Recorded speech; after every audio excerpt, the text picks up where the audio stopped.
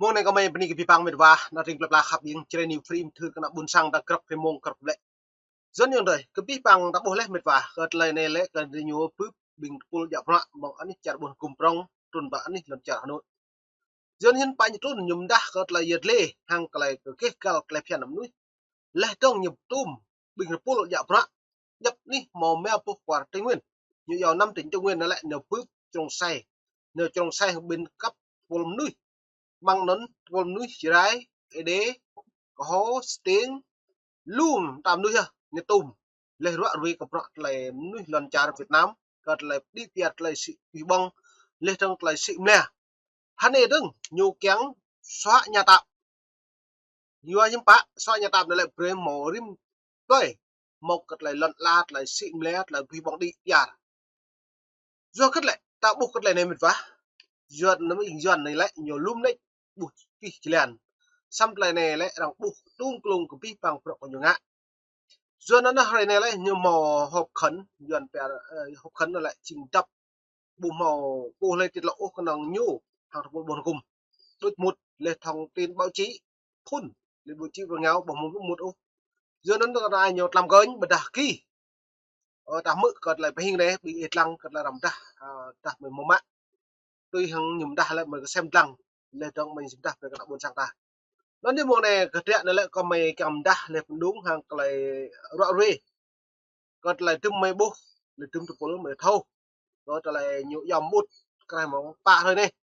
dòng bút lấy còn trở lại nuôi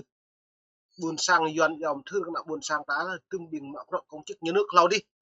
mẹ mông nước lau đi lấy trong như lui lại đoạn này nhậu cái đừng lấy như màu có còn cách mạng pre nếu họp đại diện pre còn hẹp pre cả đang trôn đấy lên lại hẹp bồi dự hẹp có nhiều ô lại hẹp là kẹo tôi đáng có sán như thực kẹp đây màu hạt màu in màu hạt màu rim bùn tôi nhà hộp lại hộp tính bờ đa hộp xá như nào cho hộp huyền cho nhiều mạo bút từng khu một có ta làm út là nó mạ trong xanh của rằng tao hôm nay lên tàu trong rèm kỹ ta bốc cái này là những bạn có là nhiều hộp này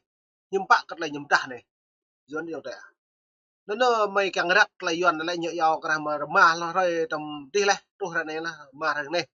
còn là nhiều hộp bình pol nên là nhiều càng phướp bình lãnh đạo chặt nhau càng đa gặp nó hadip hàng nhu hàng chặt là buồn sang cái nhú lê trứng hàng nước chặt nhau hàng dựng lại dần nộp na về sau này do đó này mày càng rắc được cất là dọn bẹ mệt vá cất là đa cất là nhiều giàu mà phục quạt tây nguyên luôn vừa qua đảng ủy nhiều công an trưởng ủng hộ bộ công an cơ là tổ chức nhiều ngành liên quan phục vụ ở tỉnh Đắk Lắk khắp nơi 5 tỉnh Tây Nguyên do đó là lại nhiều phần ý hàng lại vi bằng loại như lại vừa xa lại rim pol con na thâu biru mỏ đi rồi lúc bảy đi tỉnh Đắk Lắk nó như này vừa qua đảng ủy này công an trung ương bộ công an phối hợp với các bộ ngành liên quan và 5 tỉnh Tây Nguyên tổ chức hội nghị đánh giá công tác lãnh đạo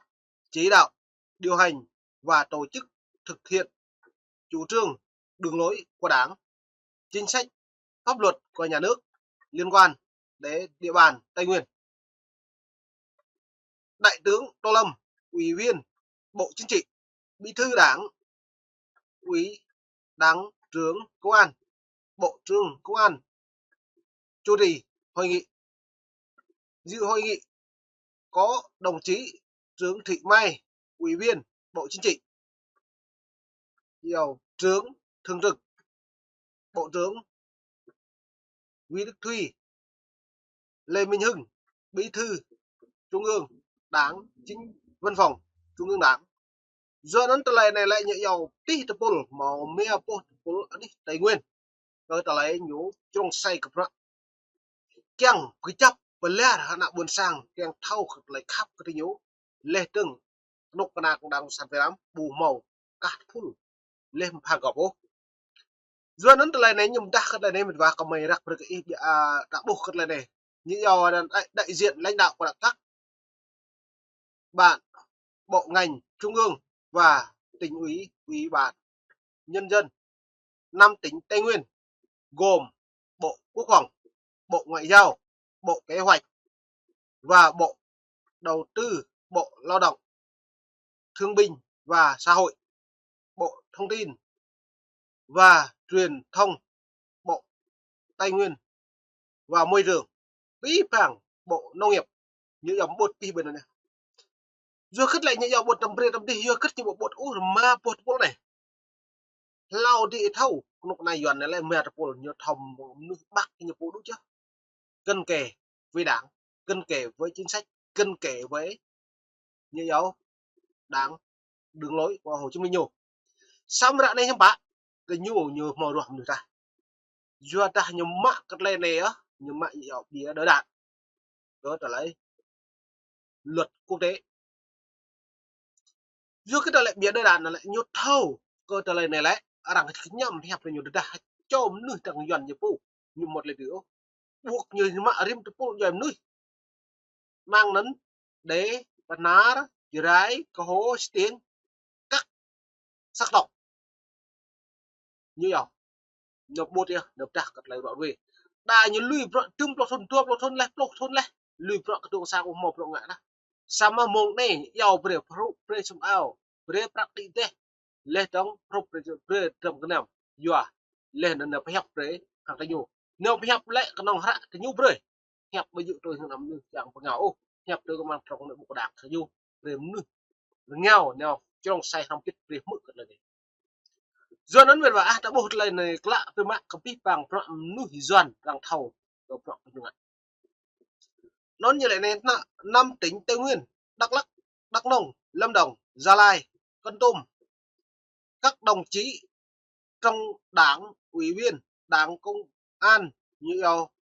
bộ trưởng lãnh đạo bộ công an đại diện các đơn vị chức năng thuộc bộ công an trưng bày pol như mà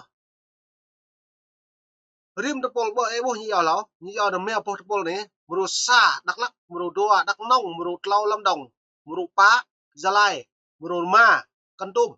ôi giờ như nó lại bình màu mát pol này rồi này dự họp trong the pol bình phun prong đi với trở lại pháp nhân rồi đang mong để tin con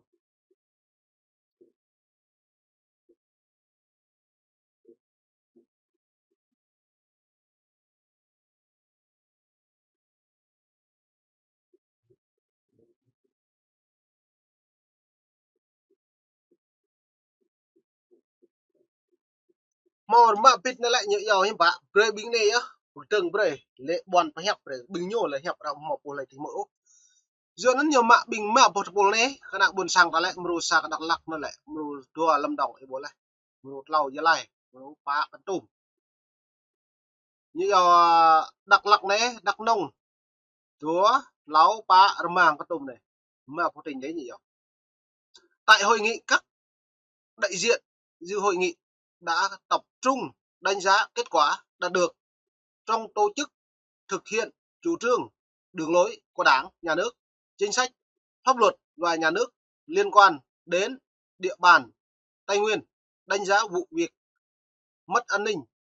trật tự xảy ra ngày 11 tháng 6 2023 và các vấn đề giải pháp góp phần giữ vững ổn định an ninh trật tự, phát triển kinh tế xã hội và đời sống xã hội trên địa bàn của Tây Nguyên. Duyên đến lời này tung klum nhum đã cợt lại bút cờ pi bằng rẽ cợt lại nhum hẹp bờ các đạo buồn sang vậy. Dua cất mong lầu đi pi bằng pro như bộ đã ốc lại này. Xong mất tu ra này nhom thử pi bằng không nhom nữa đạo buồn sang ta. Xong mất ta bộ cất ông mệt vả cợt lại này lấy như rúng rằng thâu cợt lại này pi bằng pro rẽ có nhiều ngã. Bắt nhầm rồi.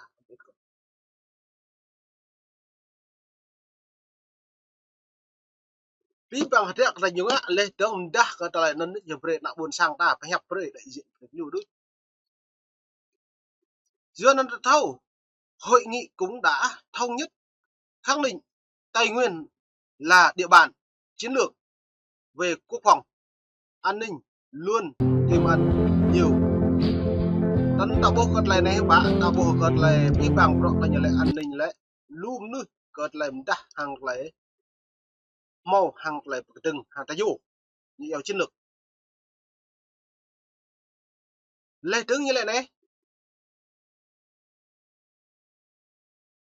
như lệ tiềm ẩn nhiều nguy cơ dẫn đến phức tạp và về an ninh trật tự an ninh cơ sở thành tổ chức